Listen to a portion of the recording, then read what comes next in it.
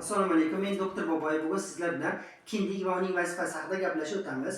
Normada bola ona qonida rivojlanayotgan paytda kindik arteriya va venalar orqali ona va bola o'rtasida qon va kislorod almashinuvi ro'y beradi.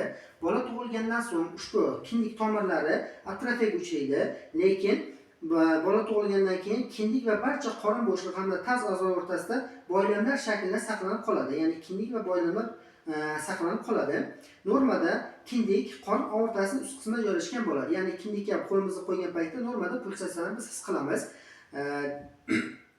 Demak, turli xil qorin bo'shlig'ining organik o'zgarishlari yoki stresslar natijasida qorin bo'shlig'i a'zolari o'z o'rnidan siljishi, ushbu boylamlarning ham tortilishiga va kindikning o'rta qismidan norma joyiga qaraganda siljishiga olib keladi.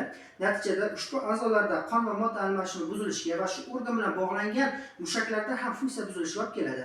Masalan, oshqozonda stress natijasida yuqoriga qarab ko'tarilishi, oshqozonda qon aylanishi buzilishiga, stress yaralari paydo bo'lishiga va oshqozon bilan bog'langan katta ko'krak mushaklari funksiyasi pasayishiga, xuddi ko'krak qafasida yurak organga o'xshagan og'riqlar kelib tushishi, qo'llarda uvishlar kelib tushishi olib keladi.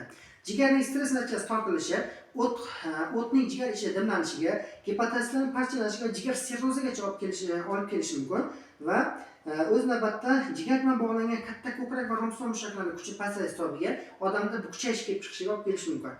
Yo'g'on ichakning stress natijasida yoki organik kasalliklar hisobiga o'z navbatda yo'g'on ichak, ko'ndalang chambar ichakning ko'tarilishi, chuvchi qismi yuqoriga qarab ko'tarilishiga, axlat dimlanishiga, surunkali qabziyatlar kelib chiqishiga, yo'g'on ichak bilan bog'langan sonning tashqi qismidagi mushakning funksiyasi pasayib, tizzada va son chanoq bo'g'imlarida og'riqlar kelib chiqishiga olib keladi.